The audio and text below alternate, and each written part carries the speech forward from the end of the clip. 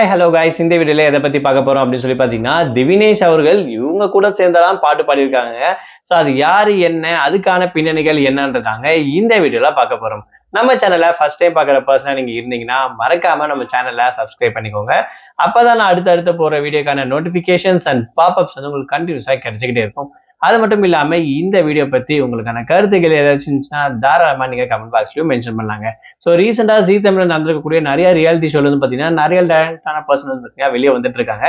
அதுல ரொம்பவே சூப்பரா டைட்டில் வின் பண்ணவர் அப்படின்னா, அதாவது அதுல சரிகமப்பா லிட்டில் சாம்பியன் சீசன் 4 உடைய டைட்டில் வின்னர் தான் திவினேஷ் அப்படின்னு சொல்லலாம். ஸோ இவருக்கு நிறைய ஃபேன் பேசஸ் வந்து இருக்கு அப்படின்ற விஷயத்தை தாராளமா சொல்லலாம். இன்ன வரைக்கும் இவருடைய பர்ஃபார்மன்ஸ் எங்க நடந்தாலும் அதை பார்க்கறதுக்கு செப்பரேட்டான ஒரு ஆடியன்ஸை கிரியேட் பண்ணி வச்சிருக்காரு அப்படின்னு சொல்லலாம். ஸோ அந்த வகையில இவர் நிறைய கச்சேரிகள்ல பாடிட்டு வர வகையில, அதாவது விஜய் டிவியோட புகழ் நட்சத்திரம் அப்படின்னு கூட சொல்லலாம். அதாவது பழனி பட்டாளம் இருக்காரு இல்லைங்களா, ஸோ இவர் வந்து கலக்க போது யாரு, சிரிச்சா போச்சு, ஸோ இதுலலாம் நம்ம நிறைய பேர் பார்த்திருப்போம். ஸோ இவர் வந்து பாத்தீங்கன்னா இசை கச்சேரி வந்து பாத்தீங்கன்னா ஆர்கனைஸ் பண்ணி நடத்திருக்காரு. ஸோ அந்த கச்சேரியில வந்து பாத்தீங்கன்னா திவினேஷ் வந்து பாடியிருக்காருங்க.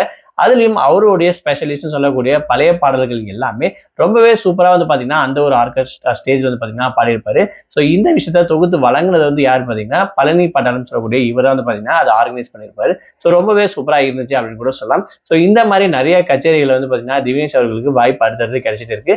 ஸோ இந்த பேண்ட்லயும் பாடி இருக்காரு. அது மட்டும் இல்லாம ரீசெண்டா, அதாவது சிங்கிள் பசங்க அப்படின்னு சொல்லக்கூடிய ஷோல ஜீ தமிழ் வந்து பாத்தீங்கன்னா ரீசெண்டா முருகர் பாட்டு வந்து பாத்தீங்கன்னா திவினேஷ் அவர்கள் பாடியிருப்பாரு. ஸோ அது வந்து இன்னமும் அவருக்கு வந்து எப்பிக்கா இருந்துச்சு அப்படின்னு கூட சொல்லலாம். ஸோ இவருடைய வாய்ஸ் வந்து இந்த மாதிரி சாங்ஸை கேட்கும் போது ஸோ ரொம்பவே சூப்பரா இருக்கு அப்படின்ற விஷயத்தால மறுபடியும் வந்து பாத்தீங்கன்னா இவருடைய பாட்டு வந்து நமக்கு கேட்க தோணும் அப்படின்னு கூட சொல்லலாம். ஸோ திவினேஷோட பர்ஃபார்மன்ஸ் ஆகட்டும், திவினேஷ் பண்ணக்கூடிய விஷயங்கள் எல்லாமே ரொம்பவே சூப்பரா இருக்கும். ஸோ நம்ம ஜட்ஜஸ் ஸ்ரீனிவாசன் சாரோட ரொம்பவே ஃபேவரட்டான ஒன் ஆஃப் த பர்சன் அப்படின்னு சொல்லலாம் இவரையும் சொல்லலாம். ஸோ அந்த வகையில இப்போ புதுசா வந்து பாத்தீங்கன்னா ஸ்டார்ட் பண்ண போறாங்க Sarigamapa little champion season 5.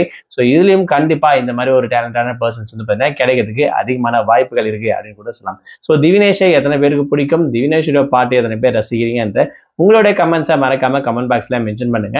So இந்த வாட்டி சரிகமப்பா சீனியர் சீசன் 5ல டைட்டில் வின் பண்ணிருக்கக்கூடிய பர்சன்ஸ் எத்தனை பேர் பிடிச்சிருக்கு, உங்களுடைய ஃபேவரட் பர்சன் யார் அப்படின்ற விஷயத்தையும் மறக்காம கமெண்ட் பாக்ஸ்லயும் மென்ஷன் பண்ணிடுங்க.